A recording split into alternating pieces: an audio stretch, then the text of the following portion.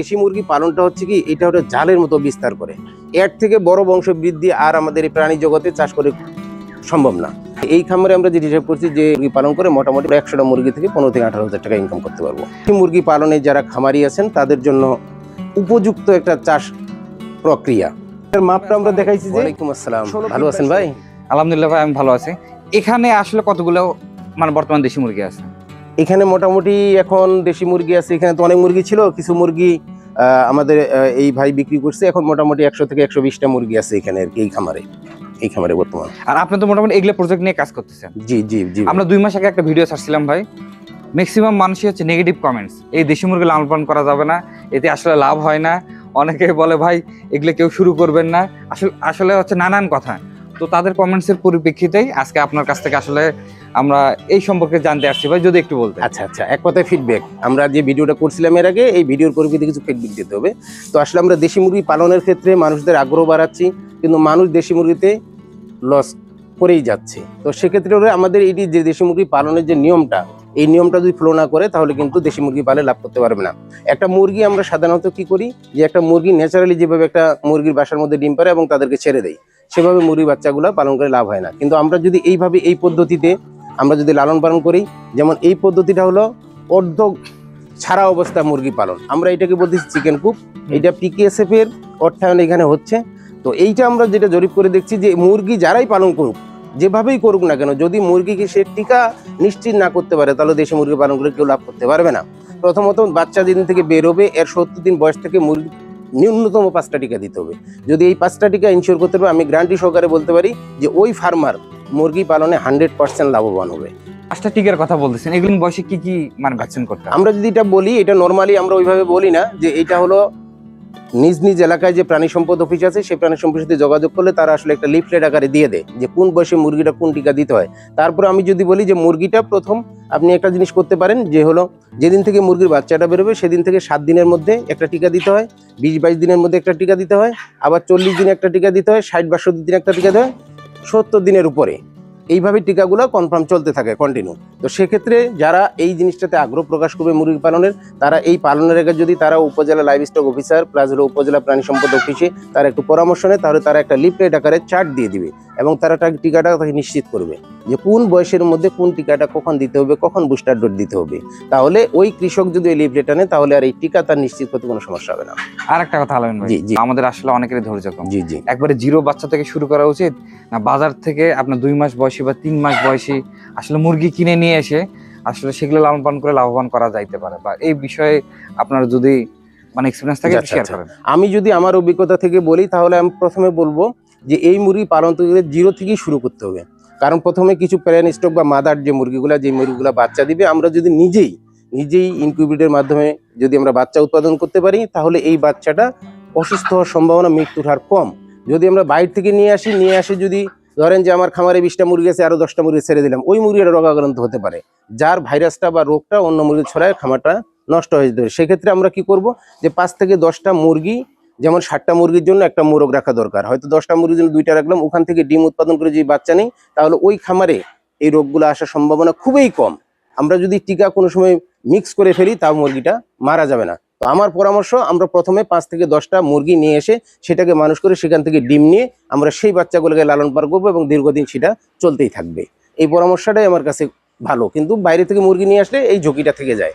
তারপর আমরা করতে পারি ওই মুরগিটা নিয়ে এসে মিনিমাম 15 দিন অন্য একটা জায়গায় রেখে এবং সেটাতে টিকা নিশ্চিত করে আমরা খামারে প্রবেশ করাবো, তাহলে আমাদের এই মৃত্যুর ঝুঁকিটা থাকবে না। আরেকটা কথা ভাই, 100টা দেশি মুরগি থেকে আসলে কেমন লাভ করা যাইতে পারে?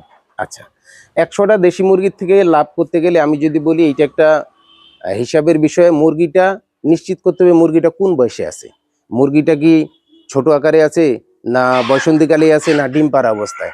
আমরা এইটাকে চিন্তা করে কিন্তু এই লাভটা বের করতে পারবো। যদি 100টা মুরগি থেকে আমরা ডিম কালেক্ট করি, যে ডিম পাড়া মুরগি হয়, তাহলে 100টা মুরগি যদি মোটামুটি 70টা ডিম দেয় তাহলে কি হবে, আমরা 70×700 বা প্রায় 1000 ডিম পাবো। এই 1000 ডিম যদি আমরা বাচ্চা নিতে পারি, 1000 ডিম যদি বাচ্চা নিতে পারি তাহলে 1000 ডিমের বাচ্চা আমরা 1000 মুরগি পাবো 3 মাসের মধ্যে, কিন্তু অনলি ফর 3 মাস। 1000 বাচ্চা যদি আমরা 3 মাস পালতে পারি, আবার ওই মুরগিটা পরক্ষণে যে 1000 বাচ্চা দিবে। তো এইটা আসলে জালের মতো, দেশি মুরগি পালনটা হচ্ছে কি, এটা জালের মতো বিস্তার করে। এর থেকে বড় বংশ বৃদ্ধি আর আমাদের এই প্রাণী জগতে চাষ করে সম্ভব না। মুরগিটারও সব থেকে, তো আমরা যেটা হিসাব করছি যে এই খামারে আমরা যেটা হিসাব করছি যে মোহাম্মদ আব্দুল গনি ভাই উনি যে মুরগিটা চাষ করতেছে দীর্ঘ প্রায় 8-9 মাস থেকে, সে তার কাছ থেকে যেটা জানা যে সে বলছে আমার এই মুরগি পালন করে মোটামুটি 15 থেকে 18,000 টাকা ইনকাম করা সম্ভব, এবং তিনি তা করতেছে এইখানে। তো এই ছিল মোটামুটি যে আমরা যদি এইভাবে সুন্দর করে আমরা মুরগি পালন করি তাহলে আমরা 100টা মুরগি থেকে 15 থেকে 18,000 টাকা ইনকাম করতে পারবো। আর একটা কথা, অনেক ভাইরে কমেন্টস করছে, আচ্ছা আলামিন ভাই সুন্দর একটা চাকরি করতেছে এনজিওতে, ভালো অ্যামাউন্টের একটা স্যালারিও পাচ্ছে, তো দেশি মুরগিতে যদি এত পরিমাণ লাভ হয় তো আসলে আলামিন ভাই এই কষ্ট করে চাকরি না করে তো উনি মুরগি লালন পালন করতে পারতেন। না না, ঠিক আছে, আসলে কি পেশা মানুষের বিভিন্ন রকম, কেউ শখে, কেউ কষ্টে, কেউ আবার ইনকামের জন্য। তো আমরা নির্দিষ্ট জায়গায় কতগুলো জায়গা থেকে পারি না, কারণ আমি যদি এই পেশাটা ছেড়ে দিয়ে আমি যদি নিজে একটা খামার করে বসে থাকি তাহলে আমি এটা প্রচার করতে পারবো না, আমার থেকে মানুষ উপকৃত হবে না। শুধু লাভের কথা চিন্তা করলে হবে না। যেমন অনেকেরই পেশা আছে যে ব্রয়লার ফার্ম করতেছে, দেশি মুরগি ফার্ম করতেছে, পোলট্রি বেচা কিনা করতেছে, অনেকেই আবার করতে গেছে চাকরি করতেছে, মানে এইটা হলো তার নিজস্ব একটা চিন্তা ভাবনা। তো এইটাতে অনেক লাভ, আমি এই পর্যায়ে যাব, আমার চিন্তা ভাবনা আছে যে আরেকটু পরে যাব, কারণ মানুষের অনেক সমস্যা থাকে যে পড়াশোনার পরে একটা চাকরির ইচ্ছা থাকে। তবে আমি যদি এইটা মানুষকে উৎসাহ না জাগাই তাহলে মানুষ এটা বুঝতে পারবে না। আমি চাচ্ছি যে মানুষ জানুক, আমি জানি, আমরা সবাই মিলে একসময় এই কাজটা করব। অবশ্যই আমরা দেশি মুরগি চাষ করব, নিরাপদ খাবার খাবো, এবং বাংলাদেশের আমরা মাংস চাহিদাটা পূরণ করব। ভাই অনেকেই জানতে চাইছে এইটার আসলে শেড ব্যবস্থাপনা কেমন খরচ হয়েছে এবং ভেতরে আপনার কত দৈর্ঘ্য প্রস্তুত দিচ্ছেন, এই বিষয়গুলো আপনার কাছে জানবো। আমি ক্যামেরার পিছনে যাচ্ছি, আপনাকে সামনে নিয়ে আপনি একটু আমরা ঘুরে ঘুরে দেখবো। আচ্ছা, পিকেএসএফ এর অর্থায়নে আরডিআরএস বাংলাদেশের চিকেন কুপ মডেল, এটা হলো বাংলাদেশের সমস্ত দেশি মুরগি পালনে যারা খামারি আছেন তাদের জন্য উপযুক্ত একটা চাষ প্রক্রিয়া। তো এই দেশি মুরগি পালনের ক্ষেত্রে আমরা যে মডেলটা করেছি, এই মডেলটা ইতিপূর্বে আমরা আরেকটা ভিডিও করেছিলাম যেখানে আমাদের অনেক গ্রাহক বা যারা আমাদের শুভাকাঙ্ক্ষী তারা প্রশ্ন করছে যে আসলে এইটা করতে আমাদের কি ধরনের খরচ এবং মাপটা কি।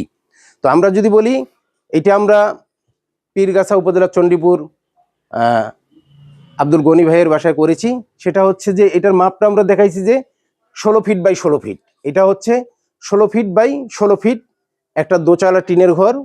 আর এখানে হচ্ছে নিচে আমরা নেট দিয়ে দিছি, আরএফএল নেট, এবং চতুর্পাশে দিয়ে, এবং সামনে আমরা মোটামুটি কি করছি, মোটামুটি সামনে 20 ফিট লম্ব এবং 15 ফিট প্রস্থ একটা জায়গা রাখছি যেখানে মুরগিগুলা কি করবে, যেখানে মুরগিগুলা সারাদিন খাবে এবং ঘরের ভিতরে থাকবে।